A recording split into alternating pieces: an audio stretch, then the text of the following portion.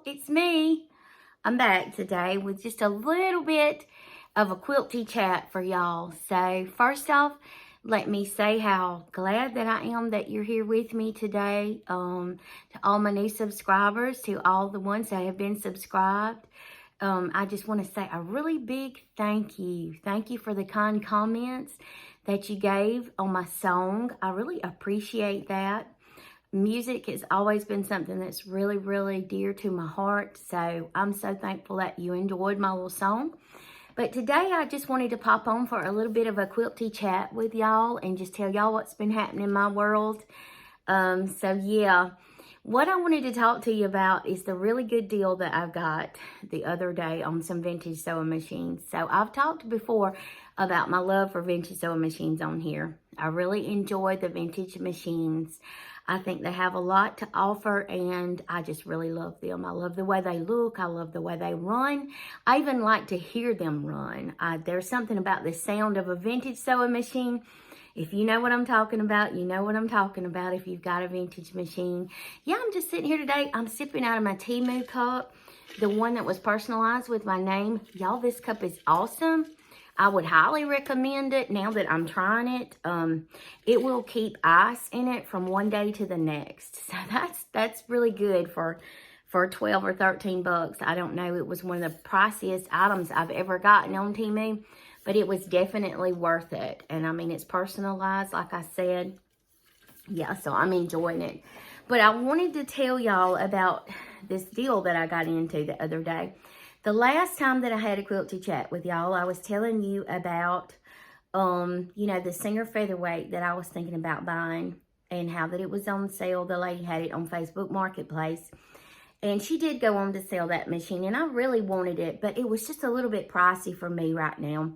And as much as I thrift, I figure that if there is a Singer Featherweight in my future, I will eventually find it. And it'll be at the right time and the right price. So that was just, I'm not saying her price was too high because it sold really fast. Pristine condition. You would have paid a lot more from something like the Featherweight shop. But I just wasn't comfortable right now. I've spent a lot on quilts and supplies here lately. So, anyways. But me and my husband, he had the day off the other day, and I'd been on Facebook, and I noticed a listing on Facebook Marketplace. I've been looking at Facebook Marketplace, not something that I've shopped a lot, but this particular day, I had been on Facebook Marketplace. I had been looking for a vintage stove also.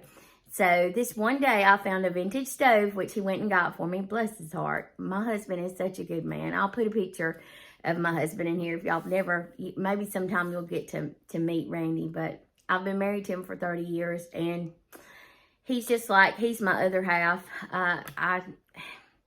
He makes a lot of my dreams come true. I can honestly say that. He's made a lot of my dreams come true.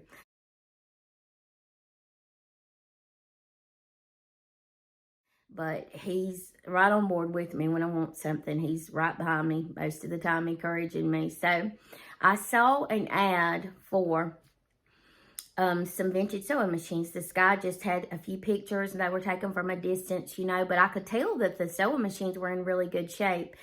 And he said that he had 6 sewing machines, I believe is what the ad said, 6 sewing machines, and 5 of them run.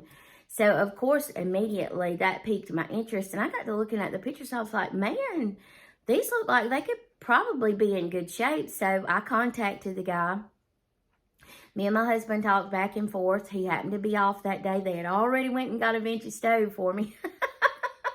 So, yeah, he's like, let's just go, let's go for it. So we contacted the guy and told him we were on the way. So here we go, to look at these vintage machines.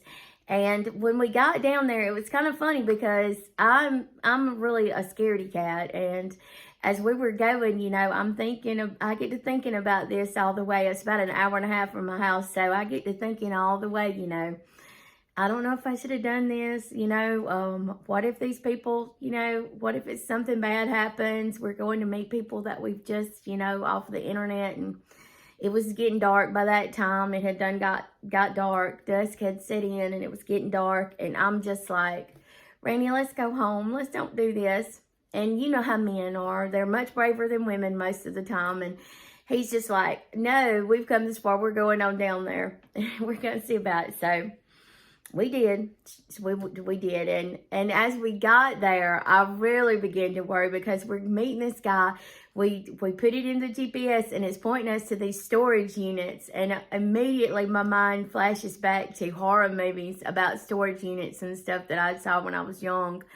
Wish I never saw them. Another story for another time. But so we go and we're at these storage units and these people come out to meet us, you know, and poor old folks, they were about as scared as we were. But the thing was, it was so funny because as we drove in and we were parking, I told him, like, Randy, you call me on your phone and I'm going to keep my phone on so that way I can hear. If anything bad starts happening, you know, if anything happens, I can hear, and I'm going to sit in the truck. And so, but I was looking around and I see this fence and I'm already got my escape route. I'm like, if anything happens, I'm in here, but I'm going to drive this truck right through that fence. If anything happens, that fence is not going to stop me. But we got there and we paid the guy, and I was just kind of like in a hurry. Let's just do this, get it over with. So we just grabbed the machines and we just put them in the truck and didn't really take the time to really talk or to look at them or anything. So when we got further down the road, I was like, Randy, pull over. I want to see, you know, I just want to go back there and peek. Y'all, what a great deal I got. I will post pictures of these sewing machines.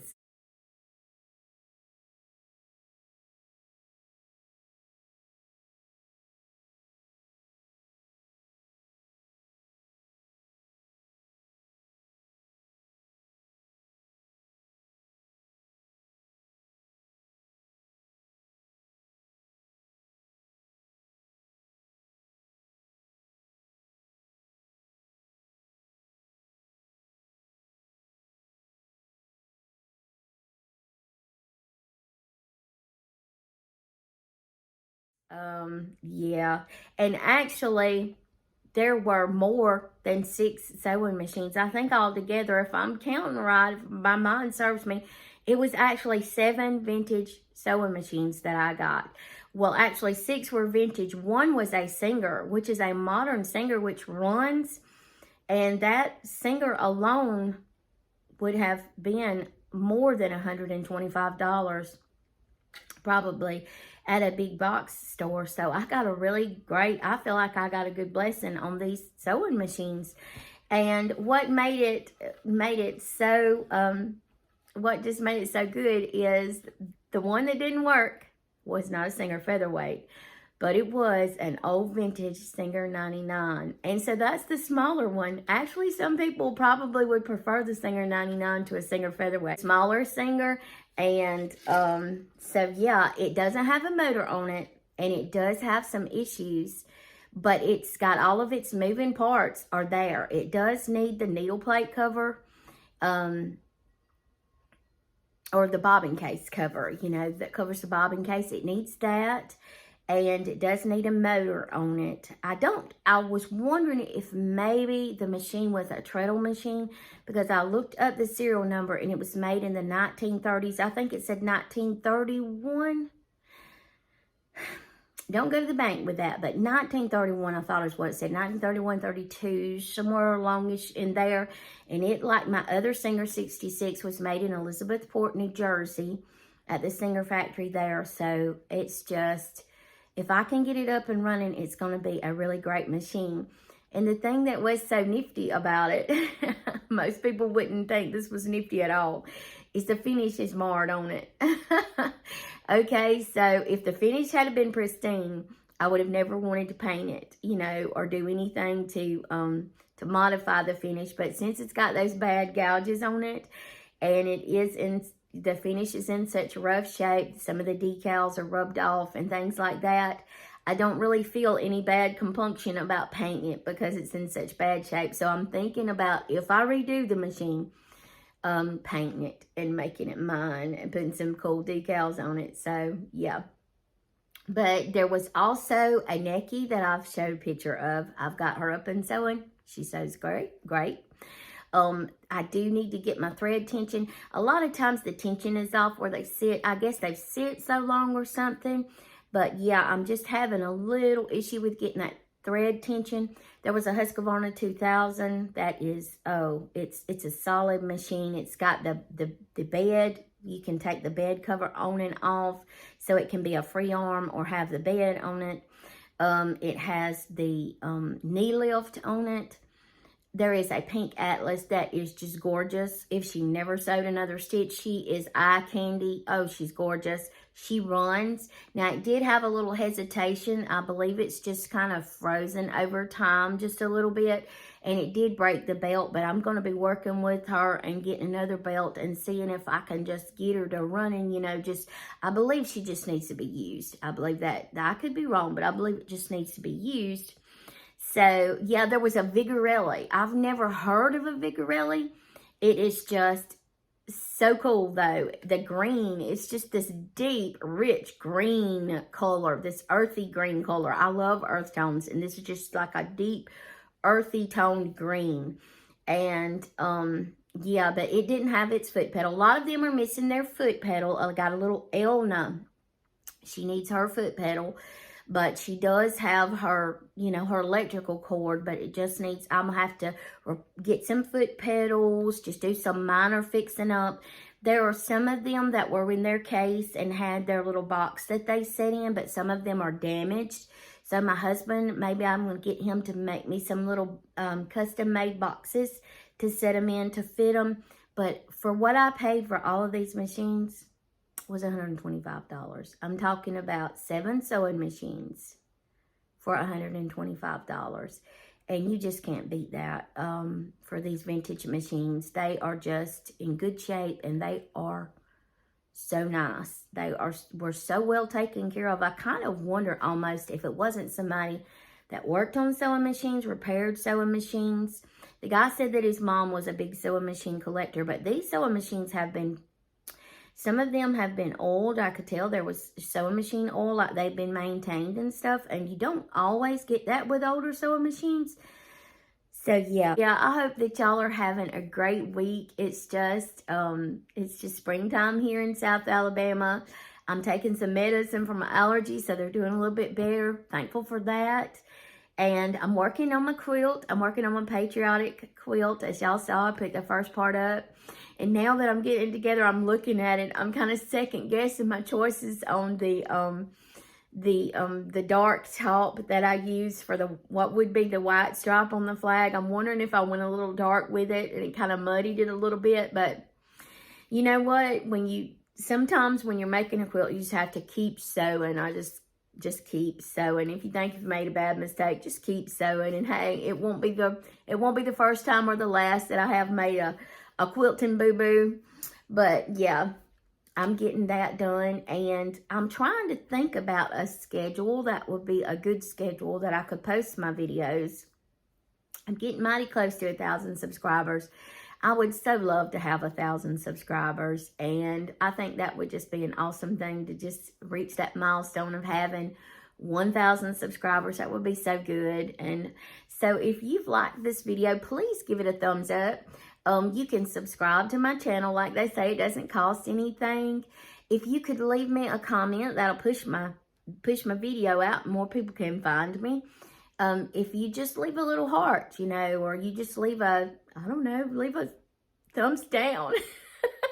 If you don't like me. No, I'm just speaking. Y'all have all been so kind. I've gotten very few negative comments, and that's just amazing to me. It's just amazing to me. The goodness of people never ceases to amaze me. Yeah, so this has been me here, and we're just having a little vintage machine chat, a little quilty chat, just telling y'all some things that are going on in my world. And I'm going to pop off of here. I'll post pictures of all the machines at the end and let y'all see what I got and the deal that I got on these sewing machines. I think you're going to be interested in that. And maybe I can post some videos as I'm getting them working and I'm working on them. That might be a possibility. If you're into vintage machine restoration, repair, or servicing, I would love to learn how to service sewing machines. I think that would be such a great occupation to have.